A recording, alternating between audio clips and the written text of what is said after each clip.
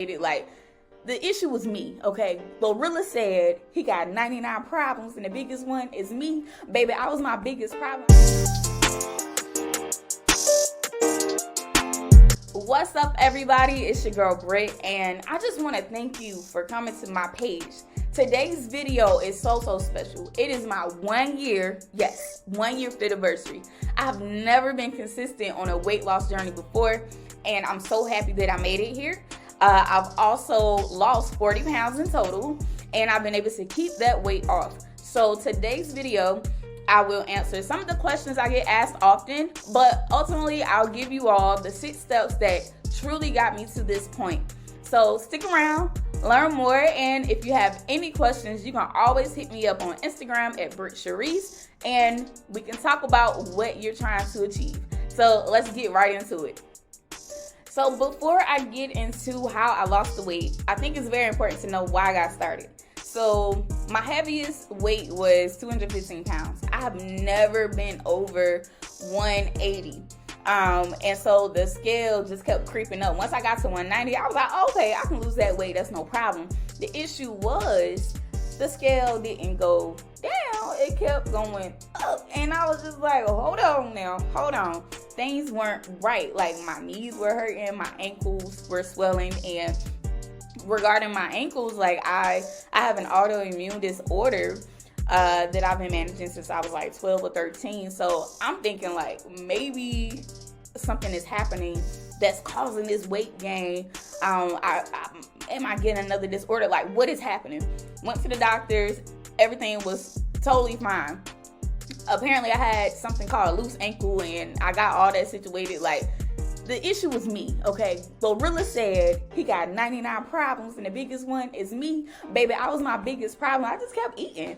I was just eating, okay? During this time, I was living with my parents. I was working remotely. And I was just always eating out. Like, there were a slew of fast food restaurants near where my parents live, and I was always up and down the road or ordering food while living there. And yeah, not only was I working remotely, but I also had a business during that time. So I was just always at the computer, just always working. And I barely left the room unless I was like going out. And so it was a lot happening. Like, my clothes weren't fitting right. Like, my shirts were too tight, pants were getting tight. I had to buy new clothes. It just hurt to walk in heels. It was just a whole situation. And I didn't like that for myself. So I knew it was time to really make a change in my life. So that's how I got to that point in my life. And I'm so happy that I finally made a change. So here are the 6 tips that I ultimately did, or 6 tips that I ultimately used to lose the 40 pounds and keep them off.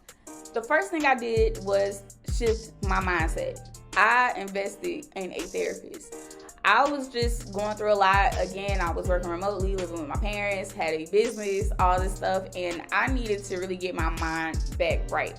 I needed to take control of my life, and so investing in a therapist before my fitness journey was just very vital to me. And if you cannot afford a therapist right now, there are resources out there that can really help you get back on track. But for me, I wanted a therapist because I really just needed to talk it out and understand how to put certain things in my life in buckets and understand how they ultimately impact me. And yeah, me doing that for myself was just, oh my gosh, it was just beautiful. Like, I became more open-minded, and I started to understand gratitude and just, love where I was, but know that things can get better. I got better with setting boundaries, and I got better with disciplining myself, which is also something that is very key to this journey. And so that mindset shift was the first thing I truly had to do. You will hear people say it starts with the mindset. It does. Anything you do that is different, you have to change your mind. You have to look at the possibilities. You have to know that you can achieve these goals, but you need to know that you will experience highs and lows, and you will need to learn how to manage that. And so I needed a therapist to help me learn how to manage those things, and again, set those better boundaries so that I can achieve the goals that I wanted for myself. So the mindset shift is definitely important. You have to be ready for this. Okay, don't go out here investing in a therapist if you cannot right now. I'm not saying get one, but if you cannot afford one right now, again, there are other tools and resources out here that can truly help you shift your mindset. Start reading more, start practicing more gratitude, like just learn how to control your stress and things like that. Those are things that can help you shift your mindset. So yeah, first things first, mindset shift. The second thing that helped me lose my weight was getting accountability partners. So you may hear me say often throughout this video that I invested in myself, because I did. I truly invested in myself, but there are different ways to invest in yourself. But I invested in a trainer, and I needed this trainer because I was very intimidated by the gym. I had trainers in the past, but they were always in group settings, and so I needed that one-on-one understanding, and I needed someone who could really help me achieve goals and real goals in a realistic time. So I got a trainer, and I joined a running group, which was free, so you could do things like that. And I also got a yogi, and we would meet up once a week. So with my trainer, I met with him 3 times a week. Thank God I knew him already, so it was just perfect. So Joanne, shout out to you. And we started working together for 8 months, and I lost about 30 pounds with working out with him, and from there I was able to lose 10 pounds on my own because, again, he motivated me, he educated me, and I knew what to do. I wasn't intimidated anymore in the gym. Working out with my yogi was just also very grateful. Tamika, thank you for that. It was just great. I think I said it was very grateful, but it was just very great working with this yogi. So again, yeah, I'm very grateful to have Tanika as a yogi, and ultimately she helped me build strength in my balance. So earlier I mentioned like I had a loose ankle, whatever, and I was able to strengthen it more along with the help of my chiropractor, Dr. Casey. So, having those people in my corner, like, they were really, really great. And going running with that running group, boy, oh boy, it was no joke. And I've never been a runner, so it was just very fun for me. And it was just great to see myself progress in my running journey. I also had friends and family members that I would challenge. I would be in different challenges every month. Like literally, I think for 6 months straight, I was in a challenge. I even won one that was monetary, so that was cool. And having people like that, having friend group and family members who were on the same type of path was just amazing, because when I didn't feel like doing it, they encouraged me. When they didn't feel like doing it, I encouraged them. So it was just very great how I could just utilize my circle to really achieve my goals. And if you don't have that right now, again, there are resources out there. I'm part of a Facebook group called Black Girls Run. Like, there are people out here virtually who can really assist you to get to the point that you want to be in with your fitness journey. So I'm just thankful that I had like-minded people already in my circle, like ready to achieve those goals, hitting those goals. And once I was ready to tap in, it was all love. So yes, the second thing is accountability. Find your people. The third thing is everything in moderation. So this pertains to literally everything when it comes to this fitness journey, from nutrition to working out. So when I first started working out with my trainer, for the first 6 weeks, I didn't really lose a lot of weight. I think I lost like maybe 4 pounds, and it was because of me. Again, I was my biggest problem. Although I was meal prepping, I was still taking a lot of carbs. So I had to learn how to scale down so that I could scale up. I had to eat in a caloric deficiency so that I can lose weight, and I also did low carb. I don't want to claim keto because I still ate carbs. Like, I literally did. It was just less carbs than I would normally do. And on the weekends was my time to really eat more carbs when I would go out. But during the week, I was eating less carbs so that I could actually enjoy more food and things like that during the weekend. Even with my water intake, like I can drink a gallon of water. Like, I've trained myself to do that, but even that was a start. Like, you have to start somewhere. If you can't get to a gallon, get to a half a gallon, or get to a quarter of a gallon. Like, just start from somewhere and learn that you can train yourself to pace up. What else? So in terms of working out, remember I started working out 3 times a week with my trainer, but now I work out 5 times a week. Even starting off with the training, we had to start low with things, and we built up the endurance, and we started using heavier weights once I got to a point where I could actually handle those things. But you have to train yourself to get there. You have to start, and you have to understand that it's okay not to see fast results. Like, people will always try to say, like, oh, you know, I can lose weight and I can lose 20 pounds in a month. That's not healthy. Like, you want sustainable results, and being able to pace yourself and take everything in moderation is what is healthier. And also just understanding that everybody's fitness journey is not a one-size-fits-all thing. Like, you have to understand what works for you, but pace yourself and set realistic goals. I think a lot of people go into this wanting to lose weight in 3 weeks and stuff. You need to start way before then. If you want your summer body, start in the winter. Like, that's literally how it works, so that you can get to those goals. Everything in moderation. Take your time, pace yourself. And again, when it comes to those highs and lows that I mentioned earlier, talking about that mindset thing, you have to know how to manage that. There will be times you probably won't lose weight, but you'll see different results in your body. So it's like, you just have to understand that this fitness journey is just different for everybody and everything. Like, you're not going to always see the results that you want to see. It's not microwavable results. Like, that's not how this works. You really have to work towards your results. So that third thing, again, moderation, pace yourself. Trust me, you will get the results you want if you're consistent. That's really what it's all about, consistency, and building up to where you're trying to go. The fourth thing I would say is very important, or what that was very important for me, was to educate myself. And this includes my nutrition, also different exercises, and ultimately just understanding my body. So I told you I got a chiropractor and a trainer, and so they both educated me on proper form, how to really get into my exercises correctly so I won't hurt myself. To me, this weight loss journey has just been a whole science experiment. Even when it came down to me eating, like, I really had to educate myself on how to eat less but still feel like full. Like what does that look like for me?